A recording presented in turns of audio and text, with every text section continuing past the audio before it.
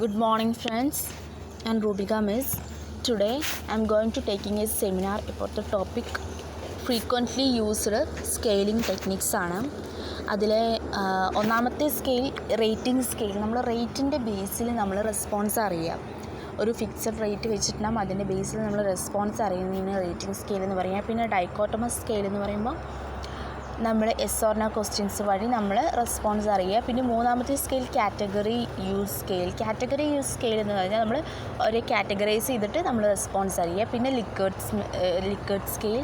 പിന്നെ അഞ്ചാമത്തെ സ്കെയിലായ സെമാൻറ്റിക് സ്കെയിലാണ് ഞാനിവിടെ എടുക്കാൻ പോകുന്ന ടോപ്പിക്ക്. ഓക്കെ, സെമാൻറ്റിക് സ്കെയിൽ എന്ന് പറഞ്ഞാൽ നമ്മൾ നമ്പേഴ്സിനെയും കാട്ടും കൂടുതൽ വേർഡ്സിനാണ് ഇമ്പോർട്ടൻസ് കൊടുക്കുന്നത് ഈ ഒരു സ്കെയിലിൽ. ഇത് നമ്മൾ ആറ്റിറ്റ്യൂഡ്, ഇപ്പോൾ ഒരു റെസ്പോണ്ടൻറ്റിന് പ്രൊഡക്റ്റിനോടുള്ളൊരു ആറ്റിറ്റ്യൂഡ് ടെസ്റ്റ് ചെയ്യാൻ വേണ്ടിയിട്ടാണ് ഈ സ്കെയിൽ കൂടുതലായിട്ട് യൂസ് ചെയ്യുന്നത്. നമ്മളിപ്പോൾ റെസ്പോണ്ടൻറ്റിന് ആ പ്രൊഡക്റ്റിനോടുള്ള ഫീലിങ്സ് അല്ലെങ്കിൽ ആ പ്രൊഡക്റ്റിൻ്റെ ബ്രാൻഡിനോടുള്ളൊരു ഫീലിങ്സ് ഇത് മനസ്സിലാക്കാനാണ് സെമാൻറ്റിക് ലേബൽസ് വഴി മനസ്സിലാക്കുന്നത്.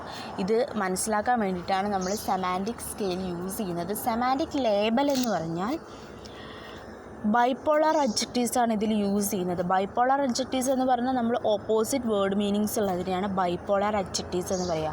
ബൈപ്പോളാർ അഡ്ജക്റ്റീവ്സ് എന്ന് പറഞ്ഞാൽ നമ്മളിപ്പോൾ എക്സാമ്പിൾ പറയുകയാണെങ്കിൽ ഗുഡ്, ബാഡ്, ഇമ്പോർട്ടൻറ്റ്, അൺഇമ്പോർട്ടൻറ്റ്, പിന്നെ എക്സ്പെൻസീവ്, ഇൻഎക്സ്പെൻസീവ്, ഇങ്ങനെയുള്ള കുറച്ച് വേർഡ്സ് വെച്ച് യൂസ് ചെയ്യുന്ന സ്കെയിലിനെ നമ്മൾ സെമാൻറ്റിക് ഡിഫറൻഷ്യൽ സ്കെയിൽ എന്നും പറയും. സെമാൻറ്റിക് ഡിഫറൻഷ്യൽ സ്കെയിൽ എന്ന് പറഞ്ഞാൽ ഇങ്ങനെയുള്ള ബൈപ്പോളാർ അഡ്ജക്റ്റീവ്സ് ഗുഡ്, ബാഡ്, അങ്ങനെയുള്ള കുറച്ച് വേർഡ്സ് വെച്ച് യൂസ് ചെയ്യും. ഇമ്പോർട്ടൻറ്റ്, അൺഇമ്പോർട്ടൻറ്റ്, അങ്ങനെയുള്ള വേർഡ്സ് വെച്ച് യൂസ് ചെയ്യുന്ന ഒരു സ്കെയിലിനെ നമ്മൾ സെമാൻറ്റിക് ഡിഫറൻഷ്യൽ സ്കെയിൽ എന്നും പറയും. അപ്പോൾ ഈ സെമാൻറ്റിക് ഡിഫറൻഷ്യൽ സ്കെയിൽ ഇൻട്രൊഡ്യൂസ് ചെയ്തിരിക്കുന്നത് അല്ലെങ്കിൽ ഡെവലപ്പ് ചെയ്തിരിക്കുന്നത് ഓസ്ഗുഡ് ആൻഡ് ഹിസ് അസോസിയേറ്റ്സും. ഓസ്ഗുഡും അദ്ദേഹത്തിൻ്റെ അസോസിയേറ്റും കൂടിയിട്ടാണ് സെമാൻറ്റിക് ഡിഫറൻഷ്യൽ സ്കെയിൽ ഡെവലപ്പ് ചെയ്തിരിക്കുന്നത്. അപ്പോൾ നമുക്കൊന്നും കൂടി നോക്കാം. സെമാൻറ്റിക് സ്കെയിൽ എന്ന് പറയുമ്പോൾ ഫ്രീക്വൻ്റ്ലി യൂസ്ഡ് സ്കെയിലിംഗ് ടെക്നിക്സിലെ അഞ്ചാമത്തെ സ്കെയിലാണ്. ഇതിൽ നമ്മൾ നമ്പേഴ്സിനെയും കാട്ടും കൂടുതലായിട്ട് വേർഡ്സാണ്, എക്സ്റ്റെൻസീവ് യൂസ് ഓഫ് വേർഡ്സിനെയാണ് നമ്മൾ കൂടുതലായിട്ട് യൂസ് ചെയ്യുന്നത്.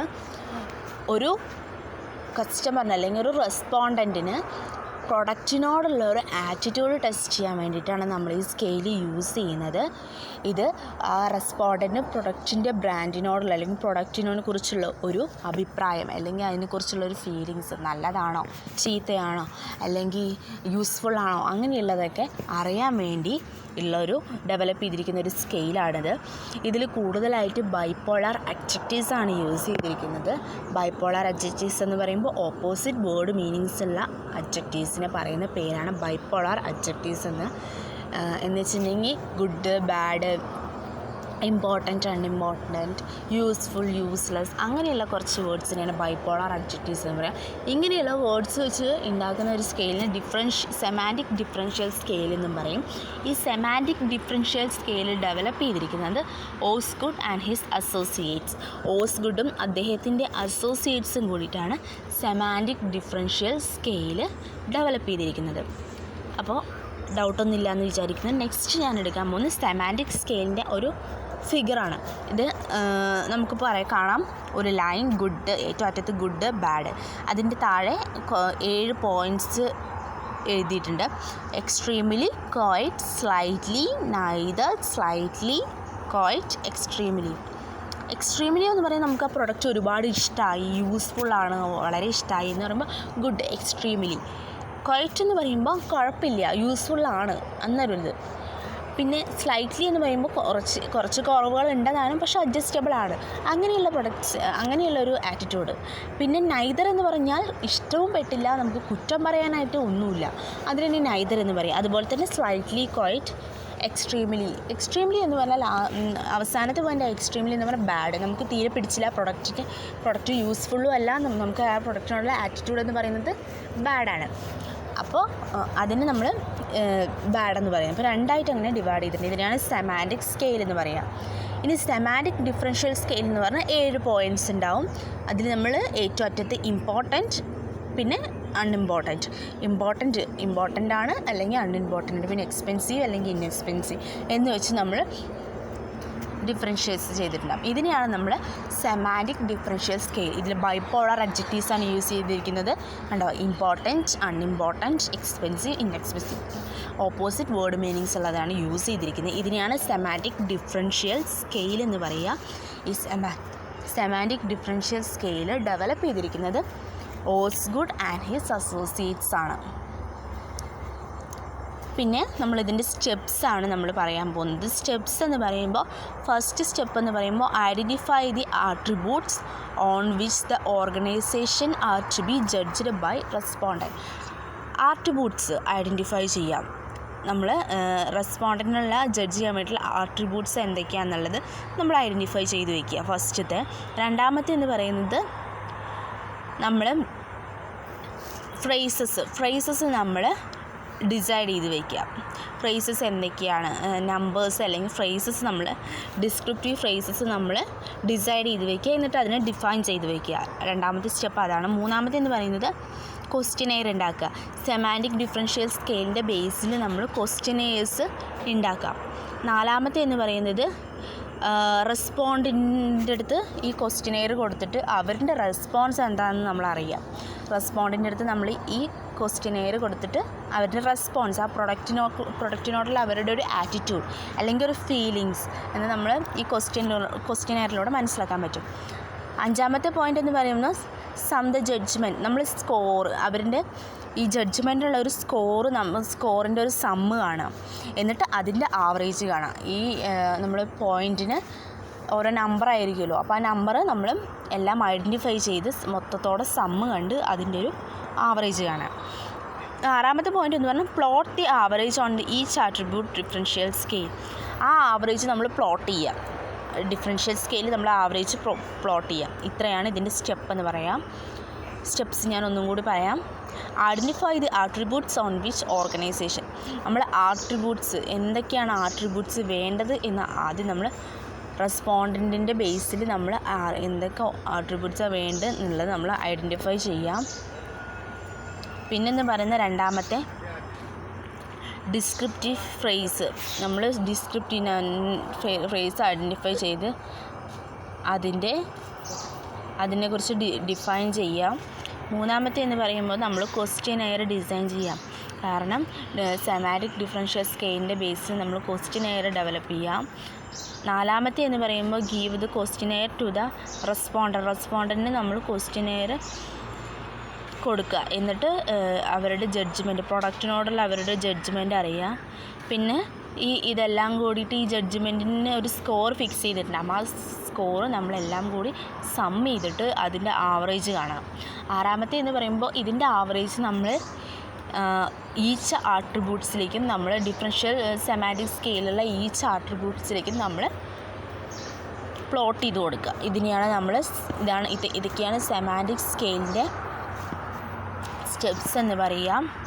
മനസ്സിലായെന്ന് വിചാരിക്കുന്നു. എൻ്റെ ടോപ്പിക്ക് ഇത്രയേ ഉള്ളൂ, കഴിഞ്ഞു. ഒന്നും കൂടി പറയാം.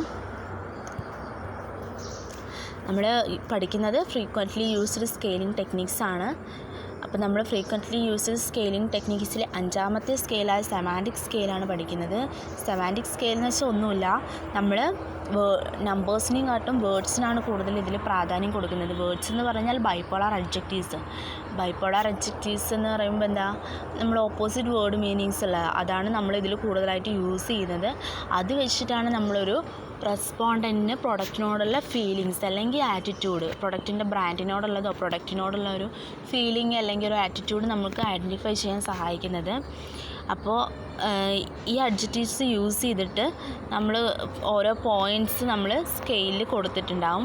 അങ്ങനെയുള്ള എന്ന് വെച്ചാൽ ബൈപോളാർ അഡ്ജക്റ്റീവ്സ് വെച്ച് ഇമ്പോർട്ടൻറ്റ്, അൺഇമ്പോർട്ടൻറ്റ്, എക്സ്പെൻസീവ്, ഇൻഎക്സ്പെൻസീവ് ഇങ്ങനെയുള്ള കുറച്ച് പോയിൻറ്റ്സ് വെച്ച് നമ്മൾ സ്കെയിൽ ഉണ്ടാക്കുന്നതിന് നമ്മൾ സെമാൻറ്റിക് ഡിഫറൻഷ്യൽ സ്കെയിൽ എന്ന് പറയുക. സെമാൻറ്റിക് ഡിഫറൻഷ്യൽ സ്കെയിൽ എന്ന് പറയുമ്പോൾ അത് ഡെവലപ്പ് ചെയ്തിരിക്കുന്നത് ഓസ്ഗുഡും അതിൻ്റെ ആളുടെ അസോസിയേറ്റ്സ് കൂടിയിട്ടാണ് ഇത് ഡെവലപ്പ് ചെയ്തിരിക്കുന്നത്. നമ്മൾ ഇതിൽ കൂടുതലായിട്ട് വേർഡ്സാണ് യൂസ് ചെയ്യുന്നത്, നമ്പേഴ്സിന് അധികം പ്രാധാന്യം ഇല്ല അതിൽ. ഓക്കെ, സെമാൻറ്റിക് സ്കെയിൽ എന്താണെന്ന് നമ്മൾ കണ്ടു. സെമാൻറ്റിക് സ്കെയിൽ എന്ന് പറഞ്ഞാൽ രണ്ട് വേർഡ് ഉണ്ടാവും, ഗുഡ് ബാഡ്. ആ ഗുഡ് ബാഡിൻ്റെ ഇടയിൽ 7 പോയിൻറ്റ്സ് ഉണ്ടാകും. 7 പോയിൻറ്റ്സ് മാർക്ക് ചെയ്തിട്ടുണ്ടാകും. നമുക്ക് ഒരുപാട് ഇഷ്ടമായി, എക്സ്ട്രീംലി ആണെങ്കിൽ നമുക്ക് ഗുഡാണ്, നമുക്ക് ആ പ്രൊഡക്റ്റ് ഒരുപാട് ഇഷ്ടമായി, നമുക്ക് യൂസ്ഫുള്ളാണ് എന്നുള്ളതിനെ നമ്മൾ ഗുഡ് എന്ന് പറയും. പിന്നെ ക്വൈറ്റ് എന്ന് പറഞ്ഞാൽ നമുക്ക് ഇഷ്ടപ്പെട്ടു, കുറ്റമൊന്നും പറയാനില്ല എന്ന്. ഓക്കെ. പിന്നെ സ്ലൈറ്റ്ലി എന്ന് പറഞ്ഞാൽ ഇഷ്ടപ്പെട്ടതാണ്, പക്ഷെ കുറച്ച് കുറ്റങ്ങൾ പറയാനുണ്ട്. പിന്നെ എന്ന് വെച്ചാൽ നൈദർ എന്ന് പറഞ്ഞാൽ നമുക്ക് കുറ്റം പറയാനൊന്നും ഇല്ലതാനും, പക്ഷെ പ്രൊഡക്റ്റും ഇഷ്ടപ്പെട്ടില്ല. അതിന് നമ്മൾ നൈദർ എന്ന് പറയും. രണ്ടും നമുക്കിപ്പോൾ ഒന്നും പറയാനായിട്ടുമില്ല, ഇഷ്ടവും പെട്ടില്ല, അതിന് നമ്മൾ നൈദർ എന്ന് പറയും. അതുപോലെ തന്നെ സ്ലൈറ്റ്ലി, ക്വൈറ്റ് അതേപോലെ തന്നെ നമുക്ക് ഇഷ്ടപ്പെട്ടില്ല എന്നുള്ളത് തന്നെയാണ്. പിന്നെ തീരെ പിടിച്ചില്ല, പ്രൊഡക്റ്റ് നമുക്ക് യൂസ്ഫുള്ളേ അല്ല, നമുക്ക് തീരെ ഇഷ്ടമായില്ല എന്നുണ്ടെങ്കിൽ bad. Okay. Semantic differential scale എന്ന് പറയുമ്പോൾ അതിൽ അതേപോലെ തന്നെ നമ്മുടെ സെമാൻറ്റിക് സ്കെയിൽ പോലെ തന്നെ 7 പോയിൻറ്റ്സ് ഉണ്ടാവും. അതിൽ ഏറ്റവും അറ്റത്ത് ഇമ്പോർട്ടൻറ്റ്, അൺഇമ്പോർട്ടൻറ്റ്, നമുക്ക് ഇതിൽ ഏതാണ് നമുക്ക് സെലക്ട് ചെയ്യും. ഇമ്പോർട്ടൻ്റ് ആണ്, അൺഇമ്പോർട്ടൻ്റ് ആണ്. പിന്നെ expensive, inexpensive, useful, useless, strong, weak, quick, slow ഇങ്ങനെ കൊടുത്തിട്ടുണ്ടാവും. പിന്നെ സ്റ്റെപ്സ് എന്ന് പറഞ്ഞാൽ നമുക്കറിയാം, നമ്മൾ ആട്രിബ്യൂട്ട്സ് ആദ്യം നമ്മൾ ഐഡൻറ്റിഫൈ ചെയ്യുക, എന്തൊക്കെ ആട്രിബ്യൂട്ട്സ് വേണം അതൊക്കെ ഐഡൻറ്റിഫൈ ചെയ്ത് നമ്മളത് ജഡ്ജ് ചെയ്യുക, റെസ്പോണ്ടൻറ്റ് അതനുസരിച്ച് ജഡ്ജ് ചെയ്യുക എന്തൊക്കെ ആട്രിബ്യൂട്ട്സ് വേണം, ഈ ഓർഗനൈസേഷൻ എന്തൊക്കെ ആട്രിബ്യൂട്ട്സ് വേണം എന്നുള്ളത് ആദ്യം നമ്മൾ ഐഡൻറ്റിഫൈ ചെയ്യുക. രണ്ടാമത്തെ എന്ന് പറയുന്നത് നമ്മൾ ഫ്രേസസ്, ഡിസ്ക്രിപ്റ്റീവ് ഫ്രേസസ് നമ്മൾ ഡിസൈഡ് ചെയ്തിട്ട് അത് ഡിഫൈൻ ചെയ്യാം. നമ്മൾ എന്തൊക്കെ ഫ്രേസസ് വേണം എന്നുള്ളത് നമ്മൾ ഡിസൈഡ് ചെയ്തിട്ട് അത് ഡിഫൈൻ ചെയ്യുക. മൂന്നാമത്തെ എന്ന് പറയുമ്പോൾ നമ്മൾ ക്വസ്റ്റ്യനെയർ ഉണ്ടാക്കുക. നമുക്കിപ്പോൾ സെമാൻറ്റിക് ഡിഫറൻഷ്യൽ സ്കെയിലിൻ്റെ ബേസിൽ നമ്മൾ ക്വസ്റ്റ്യനെയർ ഉണ്ടാക്കുക. നാലാമത്തെ എന്ന് പറയുമ്പോൾ റെസ്പോണ്ടൻ്റ് നമ്മൾ ഉണ്ടാക്കിയ ക്വസ്റ്റ്യനെയർ കൊടുത്ത് അവരുടെ സ്കോർ ജഡ്ജ് ചെയ്യുക. നമുക്ക് ഈ ക്വസ്റ്റ്യനെയർ കൊടുത്ത് അവരുടെ സ്കോർ ജഡ്ജ് ചെയ്യുക.